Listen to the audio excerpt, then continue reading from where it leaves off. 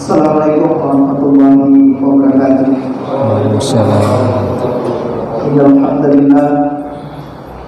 Alhamdulillah pada pagi hari yang cerah dan sejuk ini kita masih diberikan Allah Subhanahu wa taala sebagai nikmat kehidupan sehingga bisa menghirup udara pagi, dan tentunya ada syukur kita kepada Allah adalah meluangkan waktu kita untuk hadir di majelis ilmu untuk bekal kita menghadap Allah Subhanahu wa taala.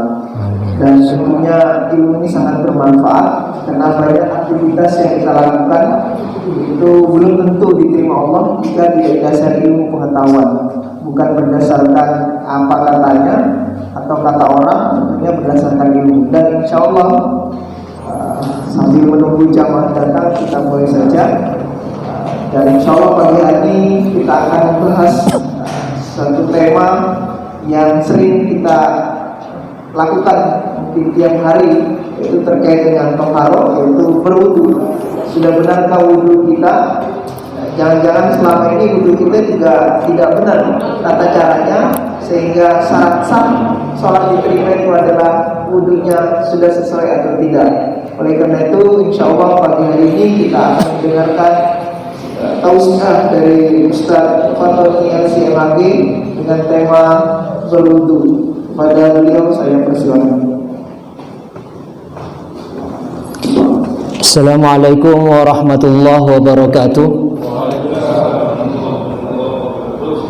Alhamdulillah rabbil alamin, hamdan katsiran thayyiban mubarakan fih kama yuhibbu rabbuna wa yarda. Nusalli wa nusallim ala nabiyyina Muhammadin wa ala alihi wa sahbihi ajma'in. Amma ba'd. Bapak Ibu sekalian yang kami hormati, tema pagi ini kita akan membahas tentang toharoh, bersuci. Biasanya bersuci itu terdiri dari 3 hal: menghilangkan najis, tata cara berwudu, dan tayamum. 4 dengan mandi jinabah. Tapi karena waktunya singkat, saya akan mengambil satu bagian saja, yaitu di tata cara wudhu, mulai dari hukumnya, kemudian keutamaannya, rukun-rukunnya, sunnah-sunnahnya, sampai ke pembatalnya. Saya kira nanti bisa jadi akan ada khilaf, perbedaan pendapat, terutama di pembatal wudhunya itu. Baik, saya awali dari definisi wudhu. Ini merupakan salah satu jenis bersuci dengan air. Bersuci dengan air dengan membasuh muka, kedua tangan, mengusap kepala dan kedua kaki. Dalil pensyariatan al-wudu adalah pertama dari firman Allah, a'udzubillahi minasyaitonir rajim, ya ayyuhalladzina amanu idza qumtum ilas sholati faghsilu wujuhakum wa aydiyakum ilal marafiq wamsahu biru'usikum warjulakum ilal ka'bain. Ini dalil wajibnya berwudu. Ketika hendak melaksanakan sholat, maka diwajibkan atasnya berwudu, ya. Kemudian dalil dari as-sunnah sebagaimana diriwayatkan oleh Abu Hurairah, la yaqbalullahu sholata ahadikum idza ahdatsa hatta yatawadda. Allah tidak menerima sholat di antara kalian jika berhadas hingga ia berwudu. Perbedaan hadas dengan najis, ya. Kalau najis dua-duanya tidak menjadikan sholat atau tawaf kita tidak sah, ya. Najis itu bendanya, kalau hadas itu sifat orangnya. Artinya orang yang sedang berhadas, kecil maupun besar, maka tidak sah sholatnya atau tawafnya, kira-kira begitu. Nah, kalau najis itu bendanya yang menjadikan ibadah kita tidak sah. Itu bedanya hadas sama najis. Kemudian dalil yang ketiga adalah ijma, konsensus ulama. Mereka sepakat bahwa wudhu itu adalah wajib, ya. Wajib untuk sholat dan tawaf, ya. Nah, biasa gitu. Sekarang keutamaan wudhu, ya. Ini banyak hadis yang menjelaskan tentang keutamaan wudhu, ya. Di antaranya adalah di sini ada hadis panjang, ya, dari Abdullah radhiyallahu anhu Rasulullah sallallahu alaihi wasallam qala idza tawaddaa al-'abdu famatmadha kharajat al-khataya min fihi wa idza istanthara kharajat al-khataya min anfihi, dan seterusnya. Bahwa di antara keutamaan berwudu adalah ketika seorang hamba itu berkumur-kumur, maka akan bergugurlah dosa-dosa dari mulutnya. Ketika dia melakukan istinsyak, memasukkan air ke hidung, maka keluarlah dosa-dosa dari hidungnya itu, dan seterusnya. Jadi sebetulnya wudhu itu menjadi salah satu sarana untuk menjadi penghapus dosa-dosa. Tentu dalam hal ini dosa-dosa kecil, ya. Artinya kalau durhaka ke orang tua, zina, mencuri, merampok, itu kan dosa-dosa besar. Tidak cukup dengan wudhu, itu tidak ada cara lain kecuali taubat nasuha. Tetapi dosa-dosa kecil itu bisa gugur secara otomatis dengan ibadah wudhu ini. Maka kenapa organ wudhu itu kan ya kepala, ya, sekitar kepala, kemudian kedua tangan, kedua kaki, gitu ya. Karena organ-organ tubuh inilah yang paling cepat melakukan dosa. Jadi kalau misalnya sehari berwudu 5 kali sehari semalam misalnya, maka betapa sucinya seorang muslim ketika menjaga wudunya itu setidaknya 5 kali sehari semalam. Karena secara otomatis tanpa sengaja bertobat, maka dosa-dosa kecil itu otomatis gugur dengan wudhu itu. Maka kenapa organ wudhu itu ya kepala, ya, sekitar kepala, wajah lah, ya, wajah, kemudian kepala, kemudian kedua tangan, kedua kaki. Karena organ-organ inilah yang paling cepat berbuat dosa. Saya kira itu logis, ya. Kenapa anggota wudhu itu enggak masuk pusar nih? Karena memang pusar kan jarang berbuat dosa, ya. Kan yang sering melakukan dosa kan ya kedua kaki yang melangkah ke tempat-tempat yang tidak benar, tangan kita, mulut kita. Maka dengan kumur-kumur itu dapat menggugurkan dosa-dosa kita. Kemudian keutamaan berikutnya, hadis dari Anas radhiyallahu anna Rasulullah sallallahu alaihi wasallam, ketika Rasulullah mengatakan sesungguhnya ada satu perbuatan yang dapat menghapus dosa-dosa, yaitu kata Rasul ketika seseorang menyempurnakan wudhunya. Ketika seseorang menyempurnakan wudhunya. Kemudian berikutnya disebutkan Rasulullah menunjukkan satu perbuatan yang juga dapat menghapus dosa-dosa dan menaikkan derajat. Maka kemudian Rasulullah menyatakan adalah berwudu ketika dalam keadaan sulit, ya. Misalnya musim dingin seperti sekarang, ya, kita agak aras-arasan mau wudu, tetapi saat sulit itulah setara dengan besarnya pahala wudu kita.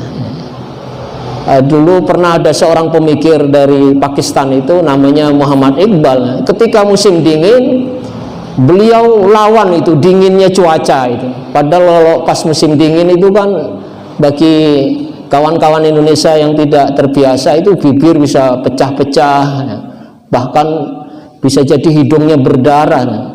Tetapi dalam kondisi musim dingin seperti itulah yang tadi Muhammad Iqbal, seorang filosof pemikir muslim, dia lawan itu dinginnya cuaca dengan berwudu lalu bangkit bangun di tengah malam. Nah, Jadi Allah akan menurunkan pahalanya sesuai dengan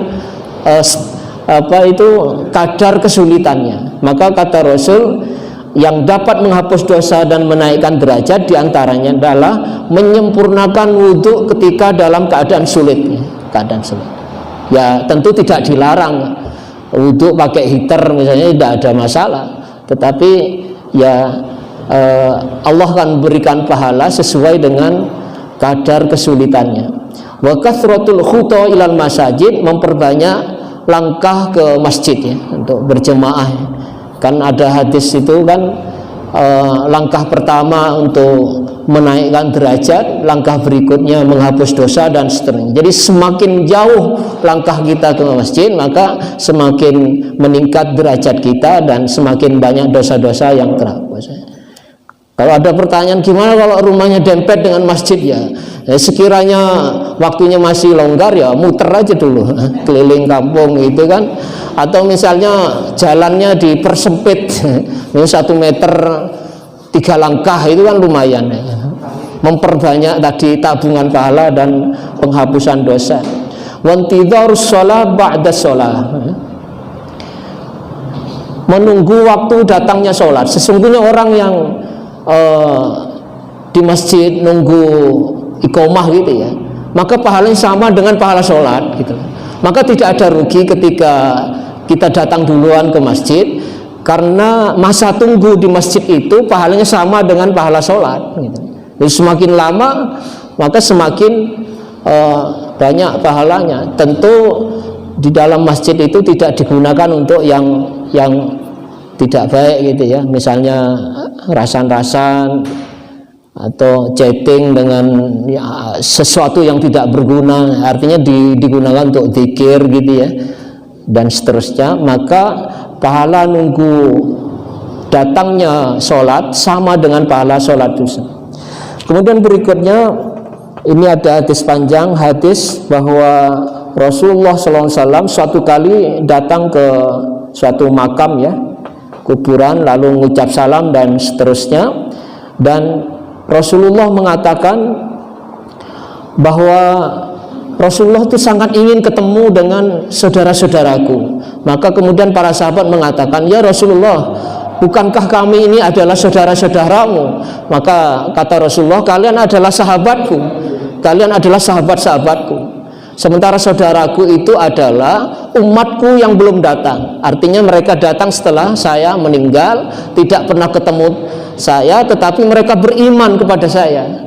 Jadi Rasulullah itu penasaran gitu ketika melihat makam gitu ya, makam kaum muslimin misalnya. Lalu ini mengatakan, saya penasaran betul ingin ketemu umatku, saudaraku. Lalu kata para sahabat, ya Rasul, bukankah kami ini adalah saudaramu? Kalau kalian adalah para sahabatku, sementara saudaraku adalah umatku yang belum datang, belum hidup. Artinya mereka yang akan hidup setelah saya meninggal, tetapi mereka beriman pada saya. Saya ingin tahu. Lalu kata sahabat, bagaimana ya Rasul untuk bisa menandai bahwa itu umatmu nanti di akhirat, di padang mahsyar? Maka kata Rasulullah, ya saya akan menandai bahwa umatku itu adalah orang-orang yang ada bekas wudhunya, bercahaya, sebagaimana kuda yang belang-belang di antara kerumunan kuda yang hitam gelap gitu. Jadi umatku itu akan kelihatan putih, bercahaya, bekas wudhunya itu. Maka nanti ada sunnahnya wudhu itu, kalau membasuh tangan ke siku itu agak dilebihkan sedikit. Ya pertama supaya tidak membatalkan wudhu ya, kalau ngepas siku khawatirnya ada sekian senti tidak basah kan batal itu. Maka kata Rasulullah, para ulama mengatakan, berpendapat agak dilebihkan ke atas siku, selain supaya sah, nanti cahayanya lebih besar lagi. Ketika Rasulullah ingin menandai mana umatku, mereka itulah yang bercahaya itu. Jadi kalau ketika membasuhnya agak tinggi gitu ya, ke atas siku, cahayanya lebih besar, kira-kira begitu. Ada juga itu mahasiswa bertanya, Pak, ketika membasuh kaki boleh nggak basuh dari atas paha supaya pahalanya lebih baik. Saya kira tidak demikian, karena yang wajib kan kaki sampai mata kaki, ya di atasnya mata kaki lah gitu, di atas mata kaki ya. Kemudian masuk berikutnya adalah rukunnya wudhu ya, fardunya wudhu ya. Pertama niat ini bahasa simpelnya adalah menyengaja melakukan satu perbuatan itu niat. Jadi tidak ada satu riwayat pun bahwa niat itu harus dilafalkan. Cukup menyengaja dalam hati. Ya kalau ingin berwudu ya dalam hati, ya saya ingin berwudu gitu ya dalam hati, gitu. Jadi maksud niat di sini adalah menyengaja. Kemudian berikutnya membasuh wajah. Ini rukunnya dulu. Membasuh wajah. Membasuh wajah itu dari awal tumbuhnya rambut ke ujung dagu sini ya, gitu. Yang jenggotnya lebat ya bisa di sela-sela gitu ya. Dari ujung rambut normal ya, ujung tumbuhnya rambut normal ya. Karena kalau mohon maaf kalau udah botak itu kan ujungnya ke tengah kan gitu, itu keramas namanya itu kan, itu nyari keran terus kepalanya diselundupkan ya. Jadi awal tumbuhnya rambut normal ya, kayak Ustaz Yoso itu kan normal ya, agak ke belakang itu karena banyak yang dipikirkan itu.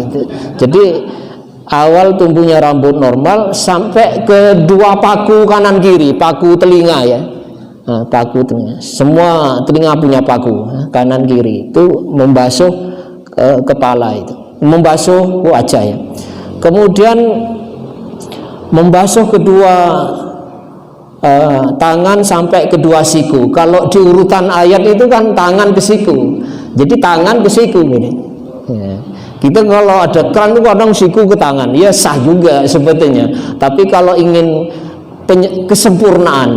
kesempurnaan kalau di ayatnya itu kan tangan ke siku ya, gak harus nunduk gitu ya, miring saja, miring tangan ke siku kan gitu, tangan ke siku. Saya percepat karena ini udah biasa ya. Kemudian mengusap kepala, bukan membasuh ya. Kalau membasuh itu keramas, mengusap. Jadi ambil air pakai tangan gitu, terus baru diusap ke kepala. Nah ini tentu banyak ada perbedaan pendapat ya. Kalau ikut madhab Hanafi itu sepertiga atau seperempat kepala, jadi sampai ke ubun-ubun gitu ya. Nah, gitu sampai ke sini ya. Itu madhab Hanafi gitu ya. Nah kalau madhab Maliki itu semua ya. Nah, gini ya. Gini. Ini yang dipakai manhaj tarjih Muhammadiyah itu. Nah, jadi semua ya. Kalau Maliki. Nah kalau madhab Syafi'i sebagian, jadi 3 helai itu sudah sah itu madhab Syafi'i. Gimana cara nyari 3 helai rambut ya? Enggak usah dipetani cari 3 helai lalu diusap ya, malah lama nyari 3 helai rambut ya. Pokoknya sebagian itu sah, sedikit ini sah. Nah kalau tarjih berarti dalam ini pakai madhab Maliki itu ya, semua. Jadi ditarik ke belakang, ke tengkuk, lalu dikembalikan ke depan, itu seperti ya. Ikut yang mana ya, semuanya sah ini. Cuman begini, di dalam bermadhab itu kan tidak boleh mencampurkan banyak madhab dalam satu persoalan gitu. Misalnya wajib wudhunya ikut madhab Syafi'i misalnya, tapi pembatalnya ikut Hanafi, itu tidak boleh dalam ulama fikih begitu. Satu contoh gini, Imam Syafi'i itu kalau ngusap rambut itu kan ringan, itu cuman sebagian ya, 3 helai saja udah sah, itu ringan. Tapi kalau ikut Hanafi seperempat gitu, atau ikut Maliki misalnya, berat. Tetapi pembatalnya kalau ikut madhab Syafi'i banyak, itu pembatalnya itu. Nyentuh perempuan bukan mahram itu batal menurut madzhab Syafi'i. Tapi kalau menurut madzhab Hanafi nggak batal. Nyentuh wanita bukan mahram itu nggak batal, gitu. Berarti kan ringan menurut kalau ikut madzhab Hanafi itu. Tapi ikut madzhab Syafi'i pembatalnya banyak itu, banyak sekali. Tetapi di rukun-rukunnya ringan. Jadi ada subsidi silang itu seperti itu. Nggak boleh cari yang gampang-gampangnya. Rukun wudhunya ngambil Syafi'i, pembatalnya ikut Hanafi. Karena kalau Hanafi itu kan pembatal wudhu cuma 3 itu mungkin. Jadi kalau nyentuh nyentuh wanita bukan mahram itu nggak batal. Nyentuh istri itu nggak batal. Nah kalau Muhammadiyah itu pakai yang tidak membatalkan, nyentuh istri itu, kan gitu. Istri tetangga. Walaupun istri tetangga, gitu. Tetapi ada standar kalau Maliki. Kalau nyentuhnya bersahwat baru batal, gitu. Kalau nyentuhnya nggak bersahwat, termasuk nyentuh istri sendiri kalau bersahwat batal, gitu. Ada yang mendapat seperti itu. Kalau nyentuh istri sendiri sering-sering nggak syahwat, itu mencurigakan. Jadi begitulah perbedaan pendapat dalam masalah mengusap kepala. Nah, yang repot itu gini, suaminya bermadhab Hanafi, gitu ya, istrinya bermadhab Syafi'i, itu kadang agak ribet dalam kehidupan rumah tangga itu. Jadi istrinya itu bermadhab Syafi'i, jadi kalau disentuh suaminya batal. Tapi suaminya bermadhab Hanafi, nyentuh istri itu nggak batal. Jadi istrinya keluar dari jeding itu, dicolek sama suaminya habis wudhu itu, kan masuk lagi wudhu lagi, keluar lagi dicolek lagi sama suaminya. Akhirnya kan lama-lama menggigil istrinya itu, karena bolak-balik ke jeding. Jadi saran saya ya Ustaz Yusuf ya, kalau mau cari pasangan hidup itu cari yang satu madhab. Kalau perlu satu partai. Karena ada orang yang sampai cerai karena beda partai namanya.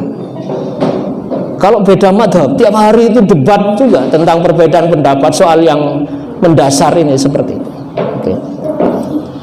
Oke.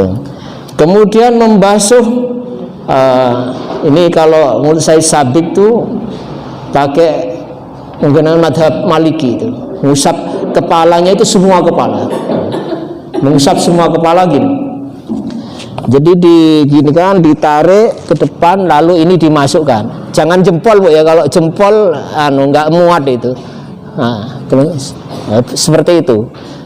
Ini yang Said Sabik pakai yang itu. Tapi kalau madhab Syafi'i itu kan membasuh telinga itu terpisah kan Bu ya, terpisah. Walaupun menurut Said Sabik di situ hukumnya sunnahnya seperti itu. Ya.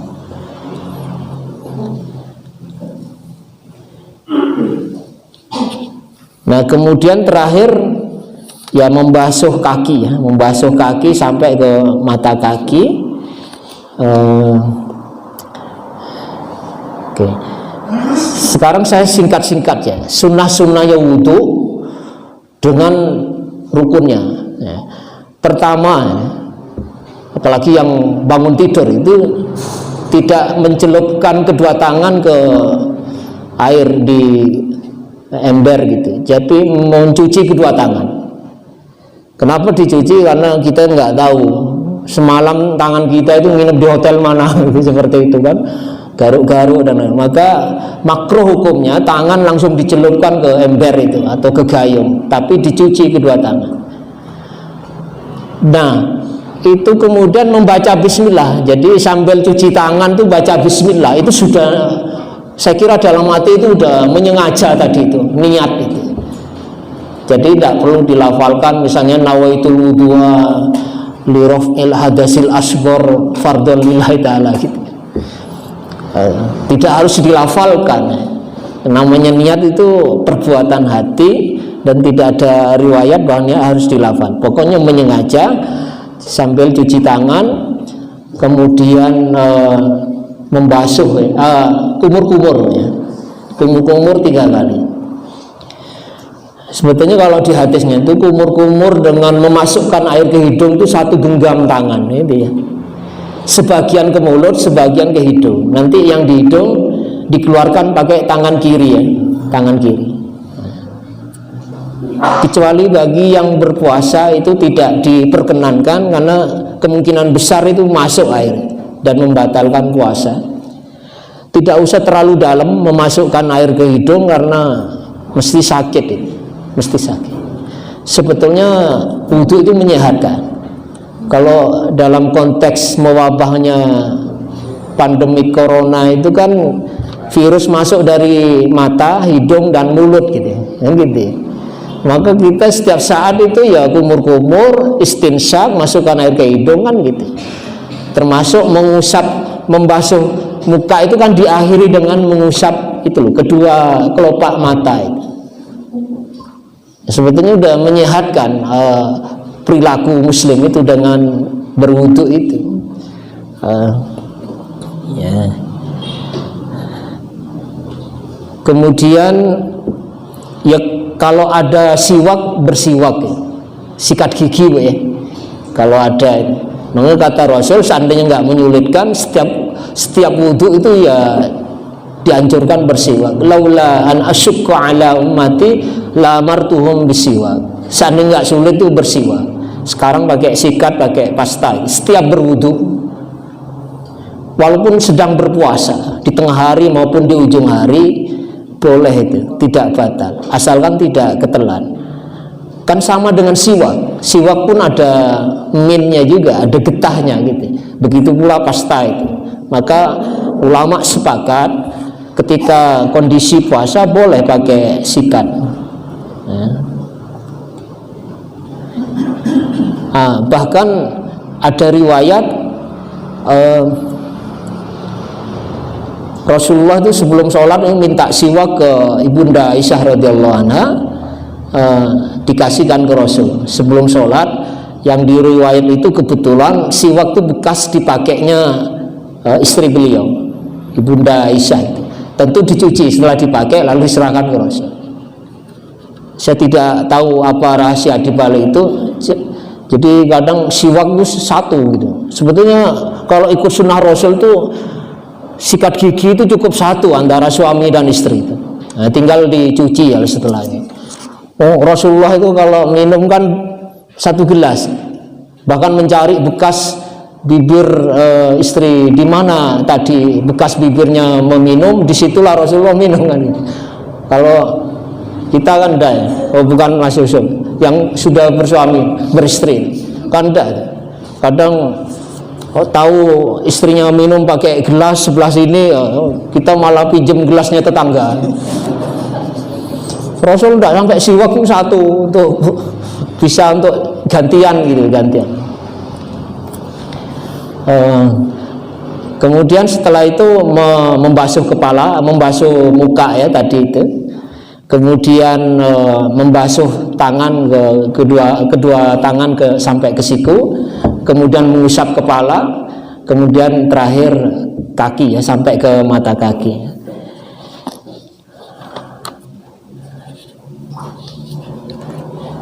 Dan itu harus tertib ya. Saya kira nanti akan banyak pertanyaan tentang ini. Saya langsung ke pembatal aja. Pembatal wudu. Satu, sebelum pembatal disunnahkan setelah wudu itu selain berdoa melakukan sholat sunnah 2 rakaat. Itu sunnah ya. Yang lain-lain udah biasa ya, 3 kali dimulai dari kanan dan lain-lain, terus berdoa, kemudian dilanjutkan dengan sholat sunnah 2 rakaat sebagaimana yang dilakukan oleh sahabat Bilal. Jadi keutamaan sholat sunnah 2 rakaat setelah wudu itu kemudian menyebabkan ya, apa 2 sandal beliau itu sudah booking tempat di surga. Jadi Rasulullah bertanya ke Bilal, wahai Bilal, amalan apa yang membuat saya mendengar bunyi sandalmu di surga? Ternyata Bilal mengamalkan setiap selesai wudu melakukan sholat sunnah 2 rakaat. Nah, gitu. Nah, tentu nanti sahabat Bilal ke surga juga ya, bukan sandalnya saja. Ada guyonan ulama-ulama yang sering mengeluarkan fatwa-fatwa menyesatkan karena tergantung pesanan, itu yang masuk surga surbannya saja itu, orangnya enggak. Tapi kalau Bilal ini ya sandalnya ya orangnya. Jadi sebetulnya tiket untuk masuk surga itu kan banyak cara, Bu ya. Tergantung kita itu fokus di apa yang kita mampu kan gitu. Ada orang yang kalau sedekah itu nggak ada rezeki yang dibuat sedekah ya, mungkin dia rajinnya di sholat malam, ya sudah itu memperbanyak sholat malamnya saja. Ada yang males bangun malam nggak bisa gitu ya, tapi dia bisanya suka nolong orang, ya udah itu aja ya, dilakukan berkali-kali gitu. Ada yang memperbanyak sholat sunnah, ya sudah, ya itulah jalan dia untuk masuk pintu surga itu. Jadi orang itu kan sulit untuk bisa semuanya. Yang kira-kira dia mampu apa yang untuk dia raih tiket masuk surga itu. Gitu. Kan gitu. Jadi banyak cara untuk masuk surga. Nah, Bilal diantaranya dengan memperbanyak melakukan setiap selesai wudhu melakukan sholat sunnah 2 rakaat. Kemudian pembatal wudhu itu sebetulnya ada 3 saja ya di sini.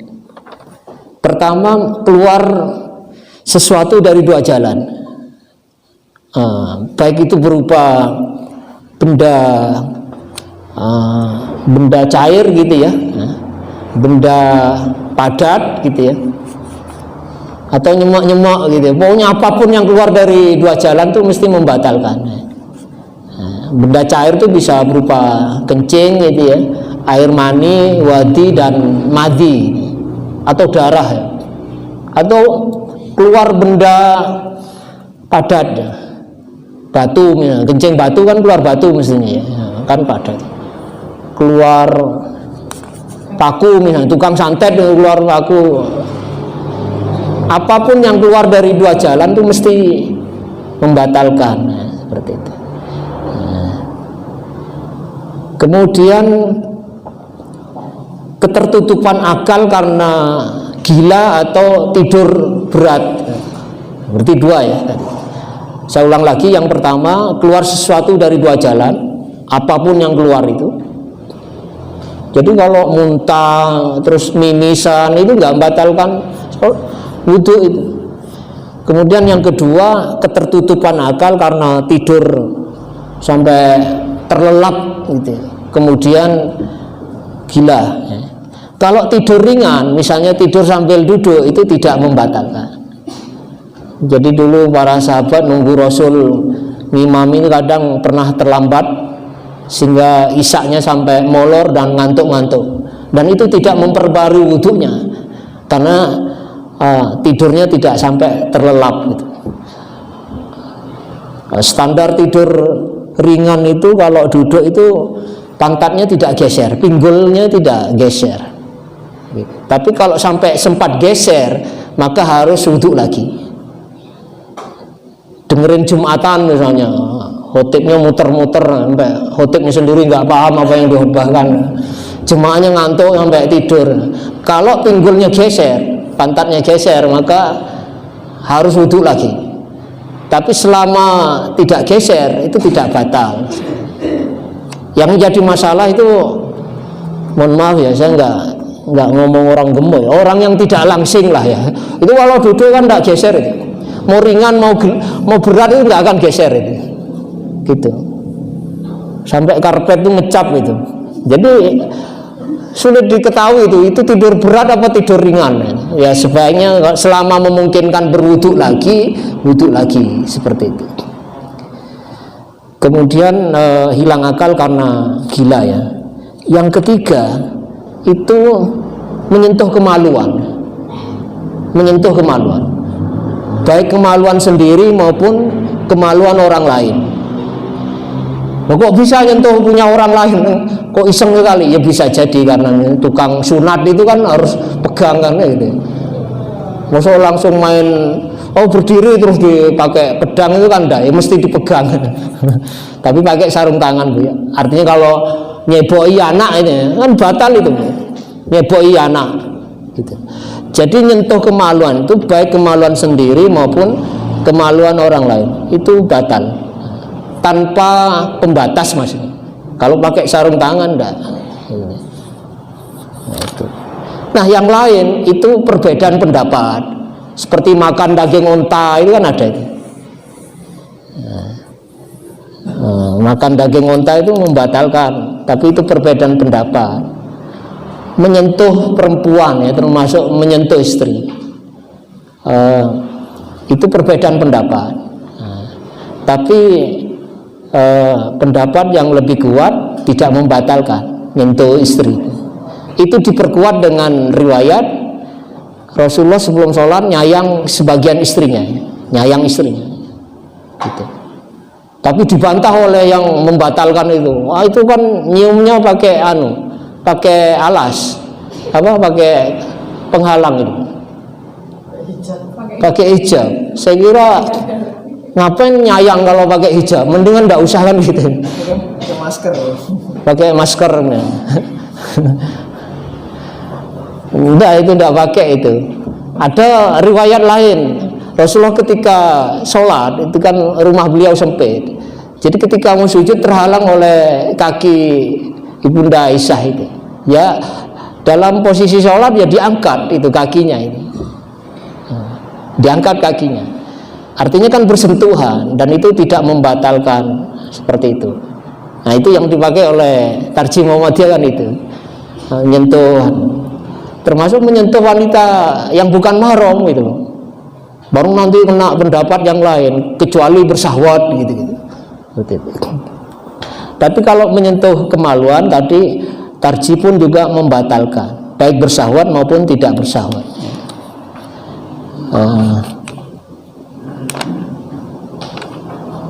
Saya kira itu yang pembatal ya, yang lain-lain perbedaan pendapat. Saya kira mungkin nanti bisa kita buka pertanyaannya. Mungkin ini sering kita lakukan, tapi kadang kalau ragu, kadang kurang yakin dengan wudhu kita itu.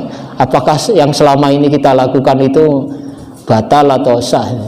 Intinya dengan kesempurnaan wudhu kita itu akan mendukung kehusyuan sholat kita. Gitu. Saya kira itu Pak Yusuf mungkin ada. Monggo Ibu, Bapak kalau ada yang mau ditanyakan terkait dengan tata cara berwudu dan pembatalnya.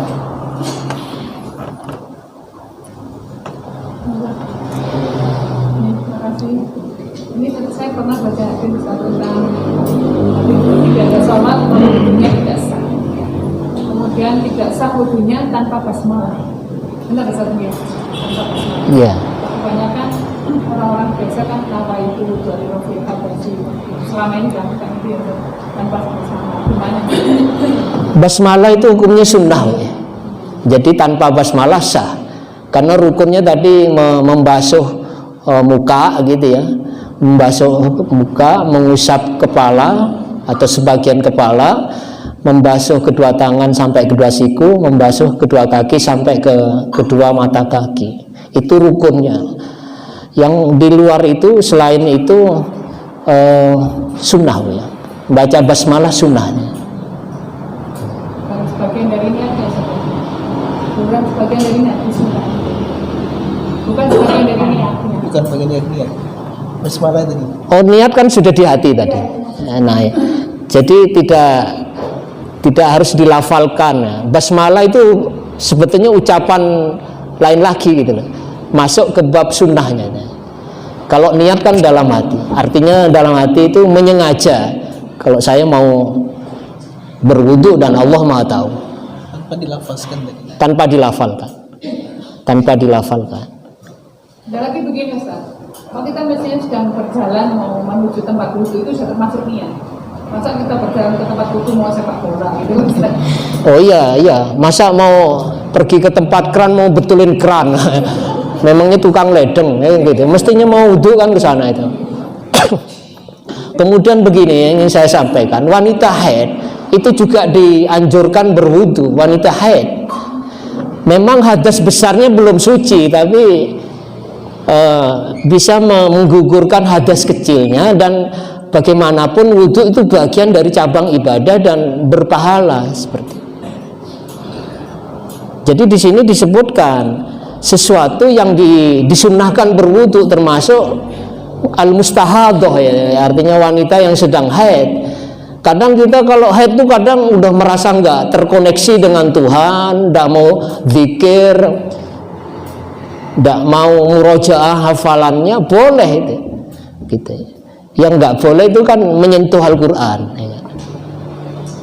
Termasuk membaca itu sebagian besar ulama sebaiknya jangan.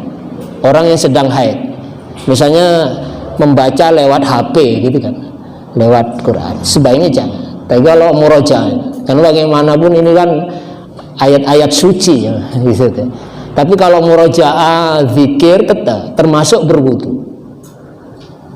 Kenapa banyak yang terkena orang yang kesurupan itu kan banyak wanita-wanita itu. Ya mungkin dalam kondisi haid lalu merasa tidak lagi ada hubungan dengan Allah, tidak zikir, tidak berwudu. Itu tetap disunnahkan berwudu bagi wanita haid.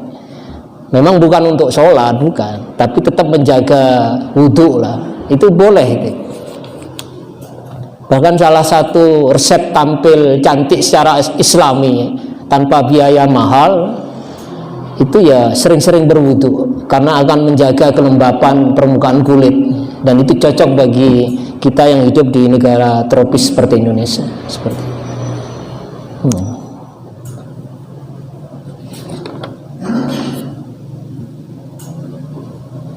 Monggo yang lain kalau ada yang di Waalaikumsalam. Hubungannya dengan najis, Pak. Kalau najis itu membatalkan wudhu apa sholat? Misalkan kita sudah berwudhu tapi pakaian kita najis. Najis tidak membatalkan wudhu, Pak, tapi membatalkan sholat. Maka harus dikena pakaian, ya ganti pakaian atau dicuci. Jadi najis tidak membatalkan wudhu, tinggal dicuci najisnya. Tidak perlu ngulang wudhunya. Tidak perlu ngulang wudhu, ya cukup dicuci. Pembatal wudhu kan tadi. Sampai kalau orang yang sudah wudhu itu muntah itu ya nggak membatalkan wudhu. Bahkan punya bisul ya, bernanah, itu nggak membatalkan wudhu. Bahkan juga tidak najis itu, karena sulit kan dihindari.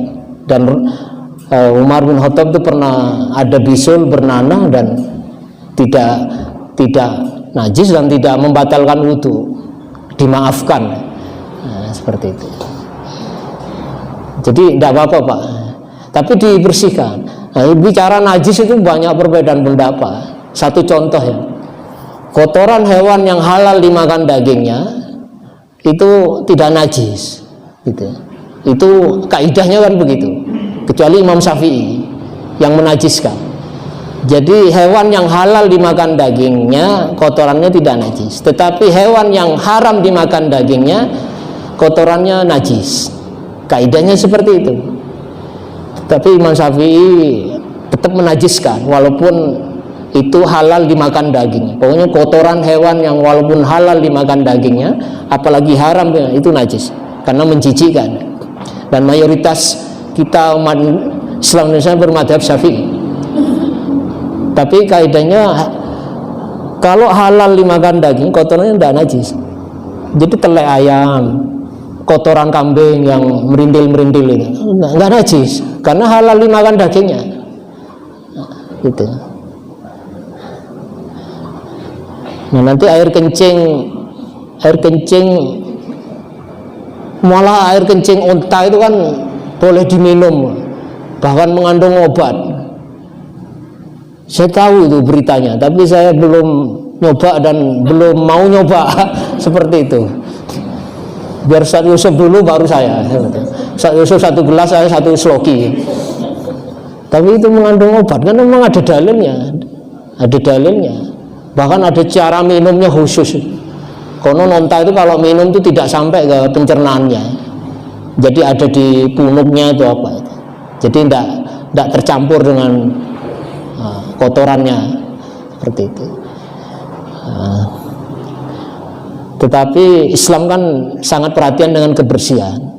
Jangan lantas karena tidak najis lalu nggak dicuci. Jangankan kotorannya ayam atau kambing atau teletongnya sapi, kena saus tomat aja ya kita jijik ya.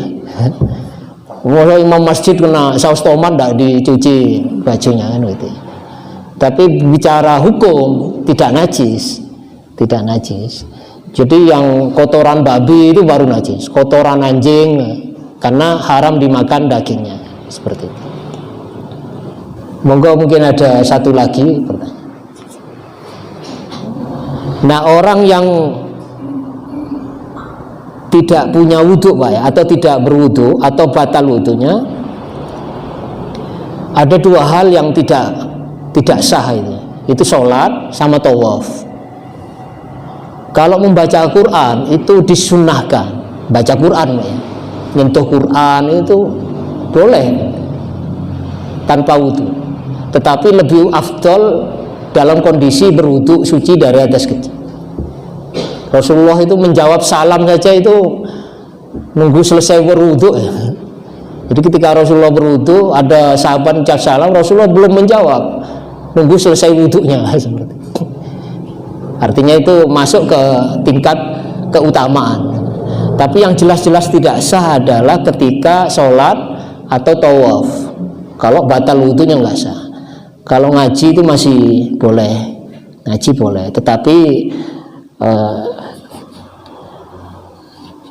kalau bisa lebih baik dalam keadaan berwudhu gitu ya, berwudhu. Bahkan tanpa harus mau sholat pun menjaga wudhu kita. Mau kuliah, mau bekerja, mau dagang ke pasar, mau bertualang kayak Pak Manan, wudhu dulu. Insya Allah jaga itu dengan wudhu kita itu. Atau ada orang yang mungkin ingin menipu kita, insya Allah dapat syafaatnya wudhu itu. Jadi wudhu itu dilakukan tidak hanya sekedar mau sholat gitu, tapi setiap batal berwudhu, Insya Allah Allah menjaga dengan wudhu kita. Kalau datangi pacar wudhu. Kalau ngapeli pacar wudhu enggak, karena ini pacaran Islam enggak ya. Itu mencampur adukkan antara yang hak dan yang batil. Kalau mau bermaksiatlah, tanggung sendiri kan begitu. Jangan wudhu dijadikan tameng seperti itu.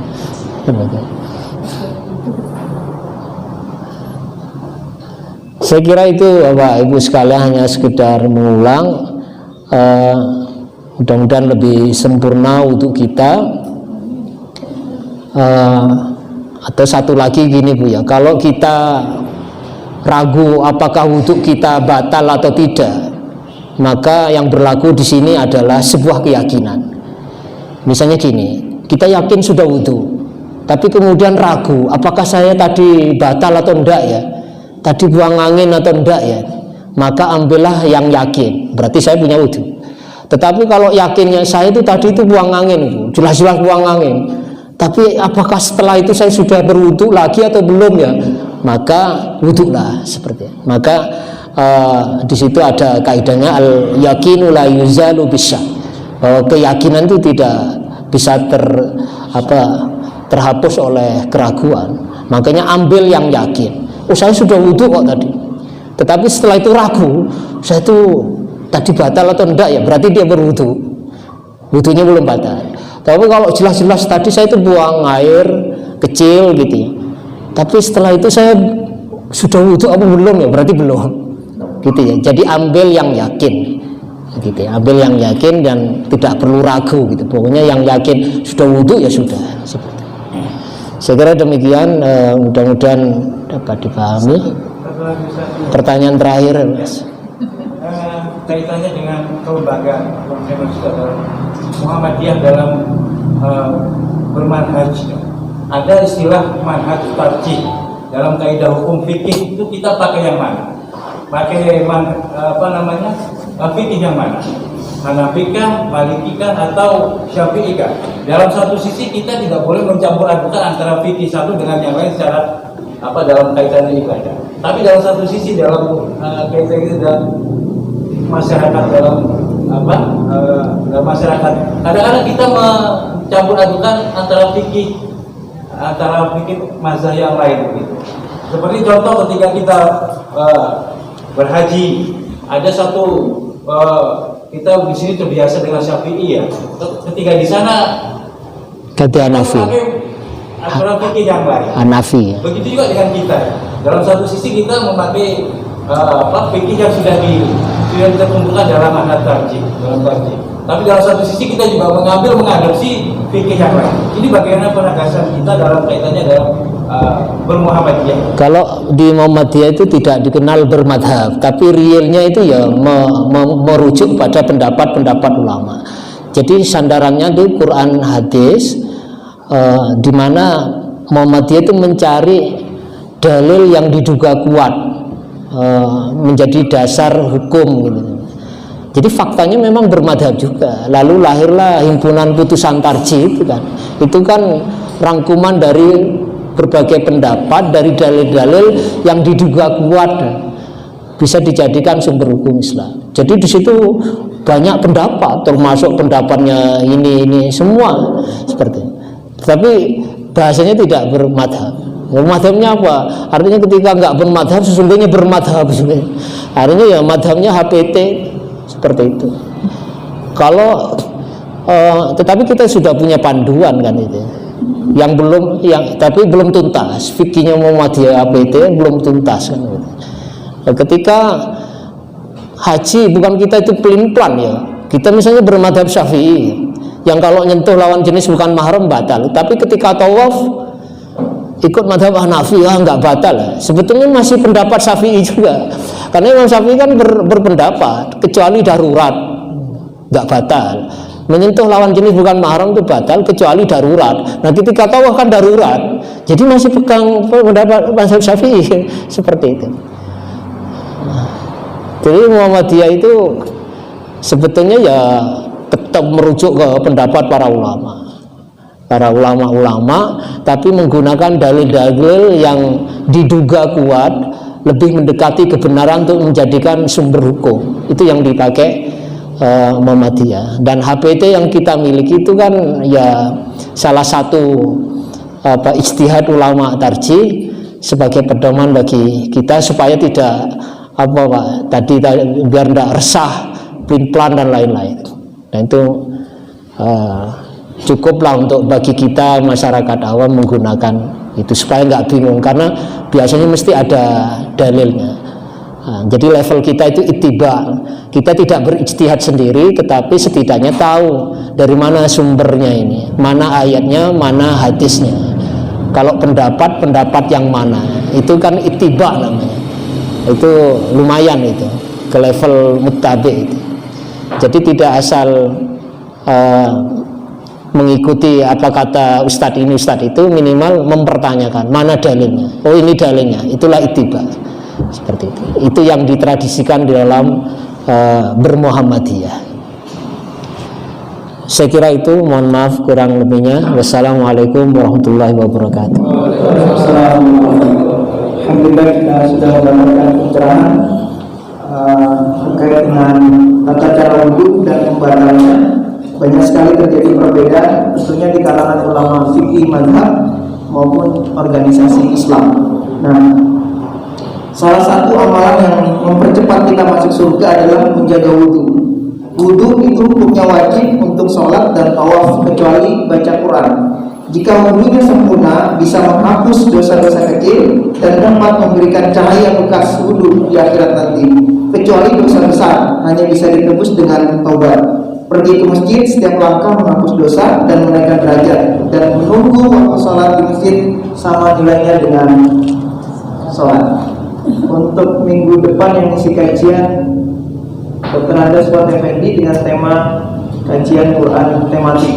Infak hari ini 268.000. Demikian, dan Pesan terakhir katanya carilah wanita yang alisnya tidak luntur kena air wudhu. Kita tutup dengan doa kafaratul majlis. Subhanallahumma wa bihamdihi, astaghfirullah wa atubu ilaih. Assalamualaikum warahmatullahi wabarakatuh.